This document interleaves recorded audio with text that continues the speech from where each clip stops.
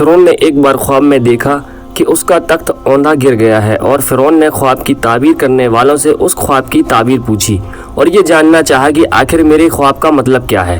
ان خواب کی تعبیر کرنے والوں نے فرعون کو بتایا کہ ان قریب ایک ایسا بچہ پیدا ہوگا جو تیری حکومت کے زوال کا باعث ہوگا، یعنی تیری حکومت کو برباد کر دے گا۔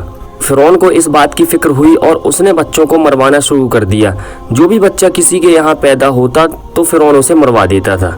حضرت موسیٰ علیہ السلام جب پیدا ہوئے تو اللہ نے حضرت موسیٰ علیہ السلام کی ماں کے دل میں یہ بات ڈال دی کہ اسے دودھ پلاؤ اور جب کوئی خطرہ دیکھو تو اسے دریا میں ڈال دینا۔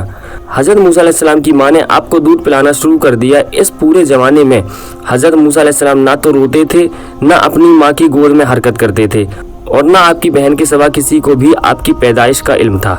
پھر جب 3 مہینے کا زمانہ گزر گیا تو موسیٰ علیہ السلام کی ماں کو خطرہ محسوس ہونے لگا، اور جب آپ کو زیادہ خطرہ محسوس ہوا تو خدائے تعالی نے موسیٰ علیہ السلام کے ماں کے دل میں یہ بات ڈال دی کہ تو اب موسیٰ کو ایک صندوق میں بند کر کے دریا میں ڈال دے، اور ذرہ برابر بھی کوئی فکر نہ کر، ہم اسے پھر سے تیری گود میں لے آئیں گے۔ چنانچہ موسیٰ علیہ السلام کی ماں نے ایک صندوق تیار کیا، اس میں روئی بچھائی اور موسیٰ علیہ السلام کو اس میں رکھ کر صندوق کو بند کر دیا۔ یہ صندوق دریائے نیل میں ڈال دیا گیا۔ اس دریا سے ایک بڑی نہر نکل کر فرعون کے محل میں گزرتی تھی۔ فرعون اپنی بیوی آسیہ کے ساتھ نہر کے کنارے پر بیٹھا ہوا تھا۔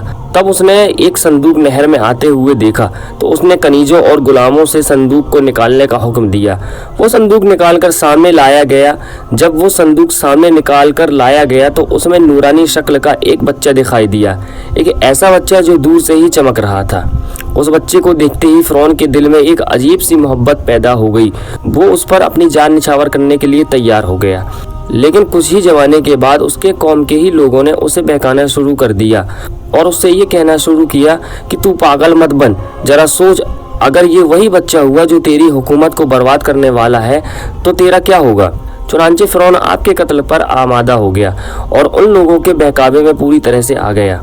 جب وہ ان کے قتل کرنے کا ارادہ کرنے لگا تو فرعون کی بیوی آسیہ جو بڑی نیک خاتون تھی فرعون سے کہنے لگی کہ یہ بچہ میری اور تیری آنکھوں کا ٹھنڈک بن چکا ہے، تو کیوں پاگل بن رہا ہے؟ اس بچے کو کیوں قتل کر رہا ہے؟ اور ویسے بھی کیا معلوم یہ کس سرزمین سے بہتا ہوا ہمارے پاس آیا ہے؟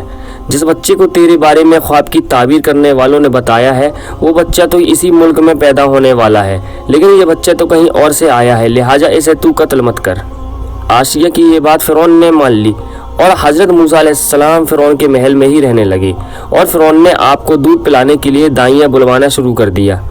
مگر افسوس حضرت موسیٰ علیہ السلام کسی دائی کا دودھ نہ پیتے تھے۔ اب فرعون کو فکر ہوئی کہ اس بچے کے لیے کوئی ایسی دائی ملنا ضروری ہے جس کا یہ دودھ پی سکے۔ ادھر حضرت موسیٰ علیہ السلام کی ماں اپنے بچے کی جدائی میں بے قرار تھی، اور حضرت موسیٰ علیہ السلام کی بہن جس کا نام مریم تھا وہ آپ کو تلاش کرنے اور معلوم کرنے کہ صندوق کہاں پہنچا ہے اور آپ کس کے ہاتھ آئے ہیں آپ کی تلاش میں تھی۔ یہاں تک کہ یہ پتہ کرتے کرتے وہ فرعون کے محل میں پہنچ گئی، اور جب انہیں معلوم ہوا کہ میرا بھائی اسی محل میں ہے اور کسی بھی دائی کا دودھ نہیں پی رہا ہے اور وہ ابھی تک بھوکا ہے، تو وہ فرعون سے کہنے لگی، اے فرعون، میں تجھے ایک ایسے دائی کی خبر نہ دے دوں جس کا دودھ یہ بچہ ضرور پیے گا؟ فرعون نے کہا، اس سے اچھی کیا بات ہے، ہاں ضرور ایسی دائی کو لاؤ جس کا یہ دودھ پی سکے۔ چنانچہ وہ اس کی خواہش پر اپنی والدہ کو بلا لائی، اور جب حضرت موسیٰ علیہ السلام کی والدہ حضرت موسیٰ علیہ السلام کے سامنے آئی تو اس وقت حضرت موسیٰ علیہ السلام فرعون کی گود میں تھے اور دودھ کے لیے رو رہے تھے۔ فرعون آپ کو بہلا رہا تھا۔ جب آپ کی والدہ آئی اور آپ نے ان کی خوشبو پائی تو فوراً ہی حضرت موسیٰ علیہ السلام آپ کی خوشبو کو سونگھ کر چپ ہو گئے اور اپنی والدہ کا دودھ پینے لگے۔ فرعون نے پوچھا، تو اس بچے کی کون ہے؟ یہ بچہ تو ابھی تک کسی کا دودھ نہیں پی رہا تھا اور تجھے دیکھتے ہی فوراً دودھ پینا شروع کر دیا۔ حضرت موسیٰ علیہ السلام کی ماں نے کہا، میں ایک پاک صاف عورت ہوں، میرا دودھ خوشگوار ہے، جسم خوشبودار ہے، اس لیے جن بچوں کا مزاج صفائی پسند ہوتا ہے وہ بچے دوسری عورتوں کا دودھ نہیں پیتے، لیکن میرا ضرور پی لیتے ہیں۔ فرعون نے بچہ انہیں دے دیا اور دودھ پلانے پر انہیں مقرر کر لیا اور انہیں اس بچے کو گھر لے جانے کی بھی اجازت دے دی، لہٰذا آپ موسیٰ علیہ السلام کو گھر لے آئیں اور اللہ تعالیٰ کا یہ وعدہ پورا ہو گیا کہ ہم موسیٰ علیہ السلام کو پھر سے تمہاری گود میں لے آئیں گے۔ اس طرح حضرت موسیٰ علیہ السلام کی پرورش خود فرعون ہی کے ذریعے ہونے لگی۔ آپ دودھ پینے کے زمانے تک اپنی والدہ کے پاس رہے۔ اس زمانے میں فرعون انہیں ایک اشرفی روزانہ دیتا رہا۔ دودھ جب چھوڑنے کی عمر ہوئی تو آپ موسیٰ علیہ السلام کو فرعون کے پاس لے آئیں اور آپ وہاں پر پرورش پاتے رہے۔ تو لہٰذا اس طرح سے ہی فرعون ہی کے ذریعے حضرت موسیٰ علیہ السلام کی پرورش ہوئی۔ ناظرین، آپ کا اس ویڈیو کے بارے میں کیا خیال ہے؟ آپ لوگ اپنی رائے ویڈیو کے نیچے کمنٹ کر کے ضرور بتائیں۔ اگر آپ کو ہماری ویڈیو پسند آئی ہو تو ویڈیو کو لائک کریں، اپنے دوستوں کے ساتھ شیئر کریں اور ایسے ہی ویڈیوز پانے کے لیے ہمارے چینل کو سبسکرائب کر دیں۔ دوستو، آج کی ویڈیو کا اختتام انہی باتوں کے ساتھ ہوتا ہے۔ ملتے ہیں نیکسٹ ویڈیو کے ساتھ، جب تک کے لیے اپنا اور گرد و نواح کے تمام ساتھیوں کا خیال رکھیے گا۔ خدا حافظ۔